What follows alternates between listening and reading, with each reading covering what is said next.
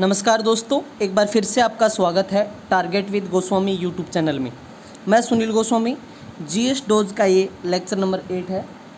अभी तक हम 7 लेक्चर कंप्लीट कर चुके हैं, तो वो आपने नहीं देखे हैं तो आप डिस्क्रिप्शन में लिंक दिया हुआ है, उस पर क्लिक करके देख सकते हैं, या फिर प्ले लिस्ट में जाके भी आप देख सकते हैं। इन सभी लेक्चर के PDF के लिए आप टेलीग्राम ज्वाइन कर लीजिए, वहाँ से सारी PDF आप डाउनलोड कर पाएंगे। तो जीएस डोज का जो ये बहुत ही महत्वपूर्ण लेक्चर है, ये सभी एग्ज़ाम के लिए इम्पोर्टेंट है। अभी दिल्ली कांस्टेबल का एग्ज़ाम जो है, आने वाला एग्ज़ाम है, उसके लिए बहुत महत्वपूर्ण है। चाहे HSSC के जितने भी एग्ज़ाम होंगे, रेलवे के होंगे, सभी के लिए सारे के सारे इसमें जो जितने भी क्वेश्चन है वो मोस्ट इम्पोर्टेंट है। और दिल्ली कांस्टेबल के लिए मैं आपको बता दूं कि मैं कंप्यूटर और जीके के लिए 1 तारीख से कोर्स लेके आ रहा हूँ। फ्री होगा बिल्कुल, तो आप ज़्यादा से ज़्यादा अपने दोस्तों को जोड़िए और ज़्यादा से ज़्यादा शेयर कीजिए, ठीक है। एक व्हाट्सएप ग्रुप भी बनाऊंगा मैं, तो जल्दी आपको उसका नंबर मैं आपको प्लेलिस्ट में जो है डिस्क्रिप्शन में दे दूंगा। चलिए शुरुआत करते हैं। फर्स्ट क्वेश्चन है, निम्न में से कौन गांधार कला शैली का एक संश्लेषण है? भारतीय तथा यूनानी कला, भारतीय और फारसी कला, भारतीय और रूसी कला, इनमें से कोई नहीं। तो राइट आंसर क्या होगा? जो गांधार कला शैली का एक संश्लेषण है वो है भारतीय तथा यूनानी कला। चलिए कुछ बातें बताएं। गांधार कला शैली भारतीय एवं यूनानी कला का क्या है? संश्लेषण है। गांधार कला शैली का विकास है जो 50 ईसा पूर्व से लेकर 500 ईस्वी तक माना जाता है, ठीक है। 500 ईसा पूर्व से लेकर 500 ईस्वी तक माना जाता है। और इसका दूसरा नाम, कई बार क्या पूछ ले, गांधार कला शैली का दूसरा नाम बताइए, तो आप दूसरा नाम क्या बताएंगे इसका? ग्रीक बौद्ध शैली, ठीक है, ग्रीक बौद्ध शैली, ठीक है, याद रखना। चलिए आगे बढ़ते हैं। आजीवक संप्रदाय के जो फाउंडर या संस्थापक कौन थे? आनंद, रघुलोभ भरत, मखली गोसाल या फिर उपाली? तो जो आजीवक संप्रदाय थे उसके मखली गोसाल हैं, वो जो है इसके फाउंडर थे, इसके संस्थापक थे। सी इसका राइट होगा। क्लियर है? आजीविक संप्रदाय के संस्थापक कौन हो गए? मखली गोसाल। ये एक प्राचीन भारतीय संप्रदाय था, याद रखना है, प्राचीन टाइम का एक संप्रदाय था। अगला है, पूना पैक्ट संबंधित है दलित वर्ग से, हिंदू मुस्लिम एकता से, संवैधानिक प्रगति से या शैक्षणिक सुधार से? पूना पैक्ट, तो ये दलित वर्ग से। किससे है? दलित वर्ग। ए राइट होगा। ब्रिटिश प्रधानमंत्री रैमजे मैकडोनाल्ड, ठीक है, नाम क्या था? रैमजे मैकडोनाल्ड,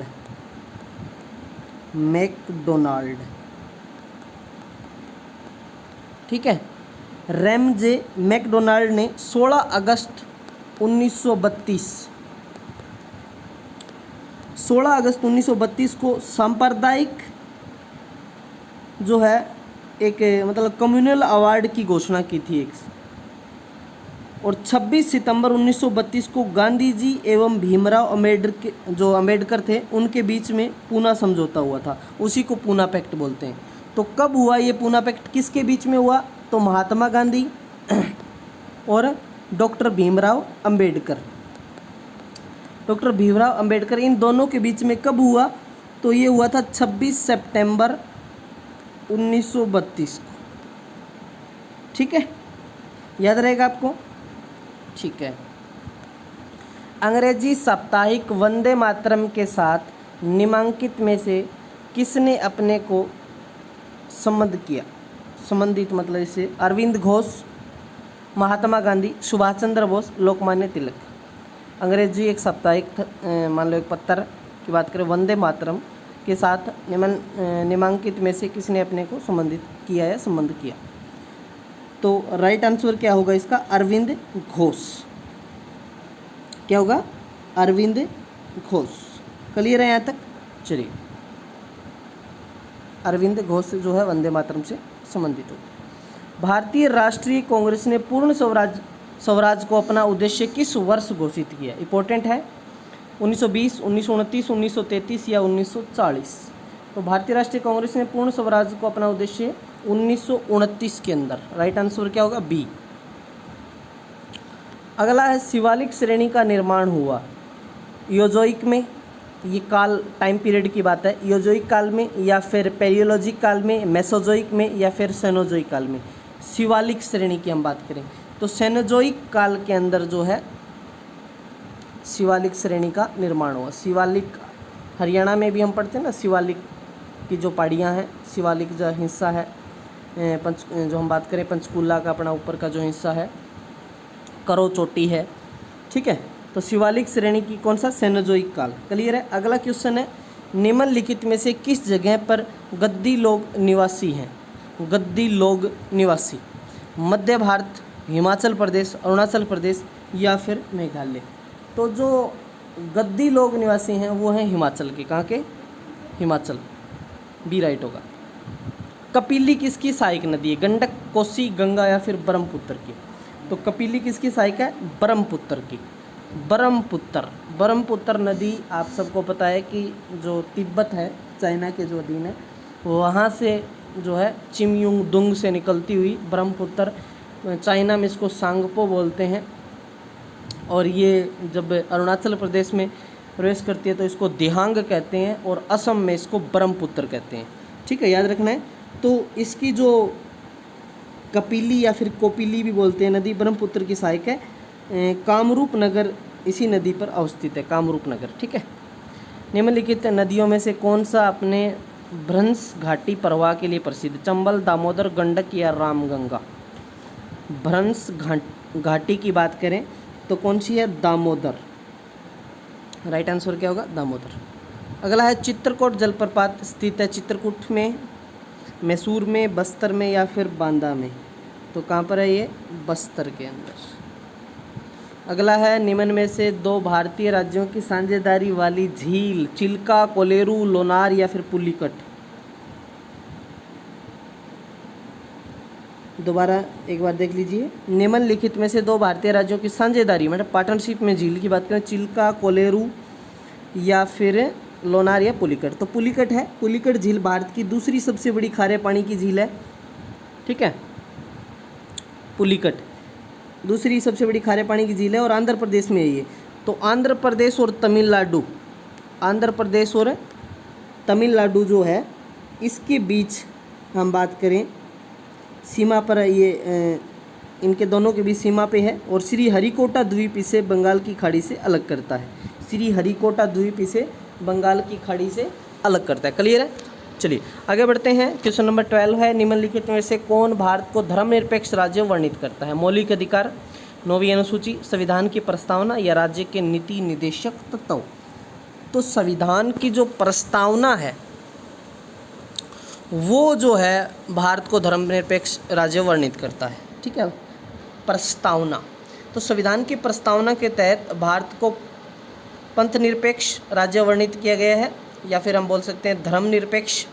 ये शब्द संविधान के 42 कॉन्स्टिट्यूशन अमेंडमेंट 42वां संविधान संशोधन 1976 में जोड़ा गया था। कौन सा संविधान संशोधन था ये, 42वां। कब जोड़ा गया, 1976 में। ठीक है।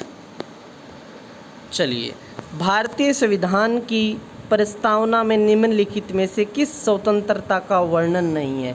विचार की स्वतंत्रता, आर्थिक स्वतंत्रता, विश्वास की स्वतंत्रता या फिर विचार प्रकट करने की स्वतंत्रता।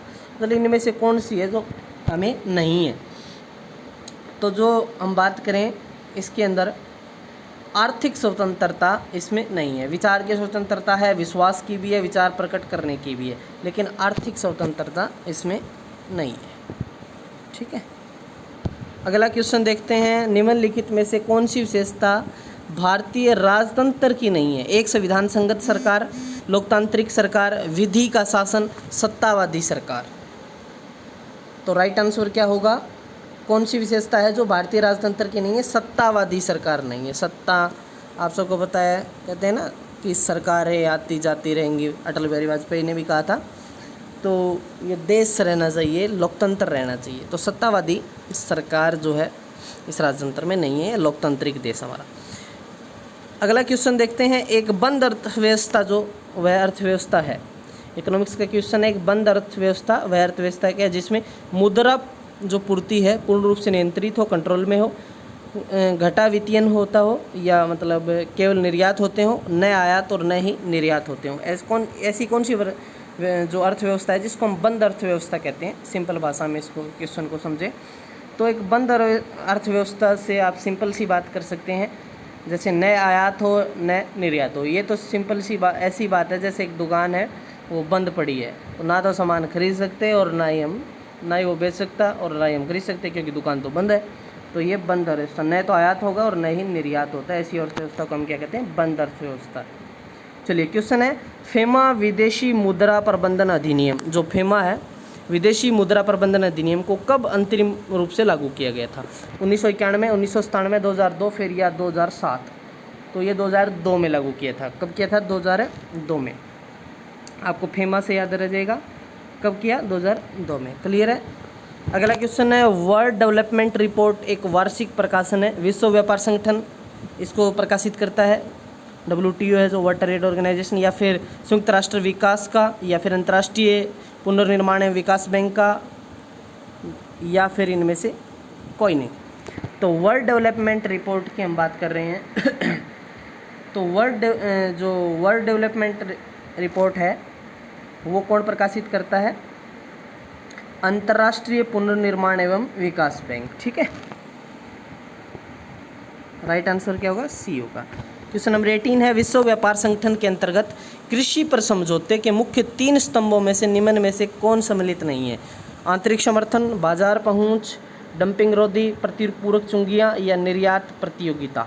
इनमें से कौन सा शामिल नहीं है? तो जो ये थर्ड है, डंपिंग रोधी और प्रतिपूरक चुंगियां है, ये इसके अंदर शामिल नहीं है। चलिए अगला क्वेश्चन है, वैश्विक गाँव की संकल्पना है निम्न में से किसके विकास पर आधारित है? परिवहन एवं संचार, अंतर्राष्ट्रीय संगठन, राजनीतिक संगठन या इनमें से कोई नहीं। वैश्विक गांव की जो संकल्पना है वो किस पे आधारित है, किस विकास पे आधारित है? हम बात करें तो परिवहन एवं संचार के विकास पे आधारित है। ठीक है। लास्ट क्वेश्चन है, भारत में प्रथम तितली उद्यान कहाँ पर स्थित है? बन्नरघट्टा जैविक उद्यान बेंगलुरु, या फिर हम बात करें राष्ट्रीय पशु उद्यान कोलकाता, काजीरंगा राष्ट्रीय उद्यान, इनमें से कोई नहीं। तो जो फर्स्ट ही है राइट होगा। कौन सा है? फर्स्ट क्या है? बन्नरघट्टा जैविक उद्यान बेंगलुरु के अंदर जो है प्रथम तितली उद्यान है। क्लियर है। तो ये थे हमारे टॉप 20। इसमें मैं मानता हूँ कि 20 और भी हमने ऐसे क्वेश्चन कर लिए जो मैंने इनकी डिटेल कुछ बताई आपको कुछ क्वेश्चनों की। तो इससे आपके लगभग 40 से 50 क्वेश्चन इसमें कवर होते हैं। तो ऐसे ही जो पार्ट और हैं वो भी आप देखें, अपने दोस्तों को भी शेयर करें। ये दिल्ली कांस्टेबल के लिए बहुत इंपॉर्टेंट है और जितने भी एग्ज़ाम कॉम्पिटिटिव एग्ज़ाम हैं उन सब के लिए। हालांकि मैं आपको बता दूं कि जो स्टेट PCS के एग्ज़ाम होते हैं, चाहे UP PCS है, MP SI है, UP SI है, या फिर हरियाणा SI है, या फिर HCS है, या RAS है, उनके जो प्रीलिम एग्ज़ाम होता है GS का, उसके अंदर ऐसे ही क्वेश्चन पूछे जाते हैं।